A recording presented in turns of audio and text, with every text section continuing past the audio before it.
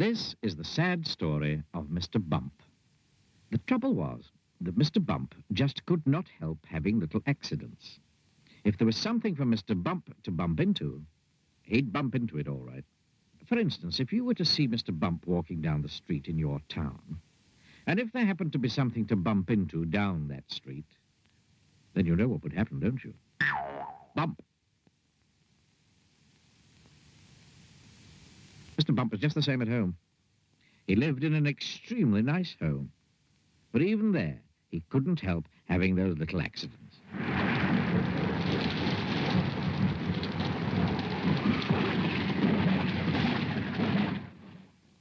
For instance, one morning when Mr. Bump went outside his house, he noticed that the chimney pot had come loose in a storm the night before. I must fix that before it falls off, thought Mr. Bump to himself. And he hurried off to his garden shed to fetch a ladder.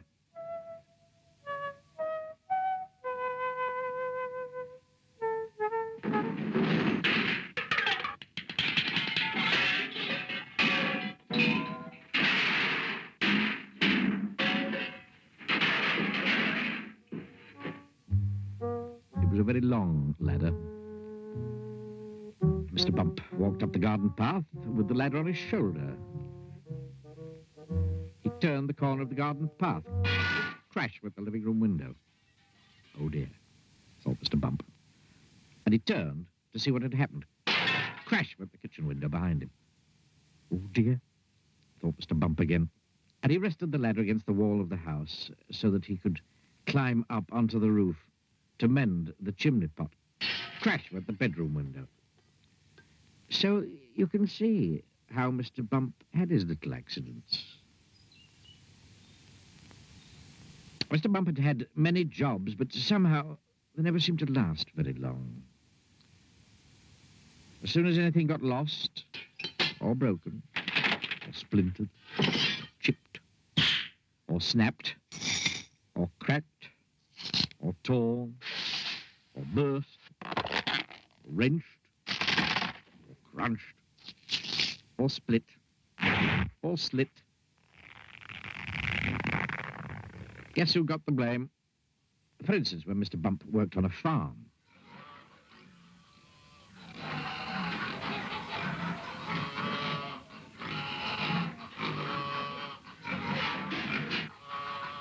He tripped over the farm dog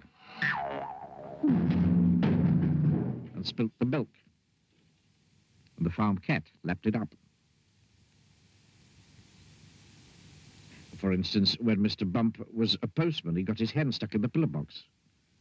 They had to fetch the fire brigade to come and set him free.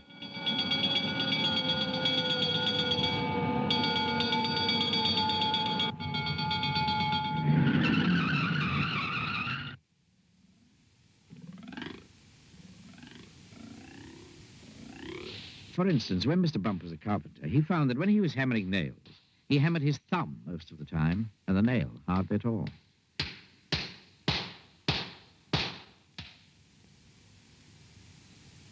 In order to recover from this series of rather unfortunate happenings, Mr. Bump decided to go away for a holiday.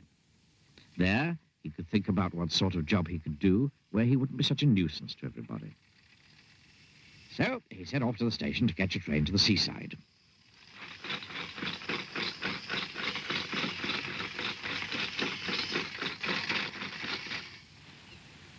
While Mr. Bump was on holiday, several things happened.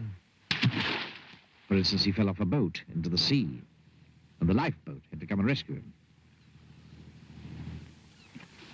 For instance, one day when he was quietly walking along the beach, minding his own business, he got his foot stuck in a bucket. And as he couldn't get it off, he had to hop round with it on his foot for hours. And as he hopped along the beach, he hopped straight into a large hole that somebody had dug. And he had to stay there all night because he couldn't climb out on his own.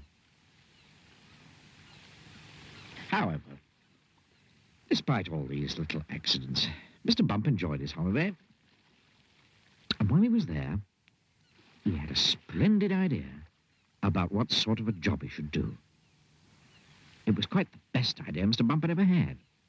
An absolutely splendid idea.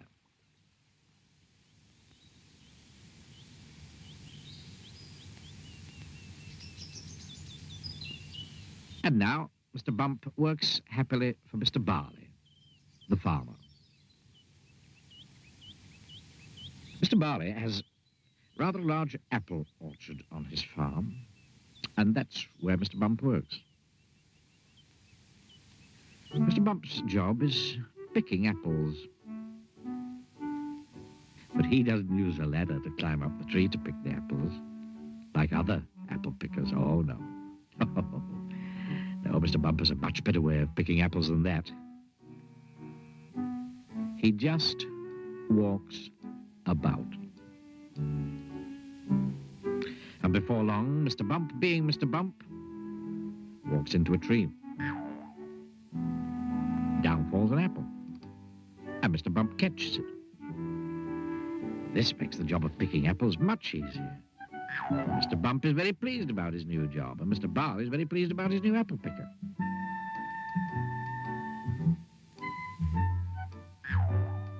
So, you see, the story of Mr. Bump isn't such a sad story after all, is it? Ooh, ooh.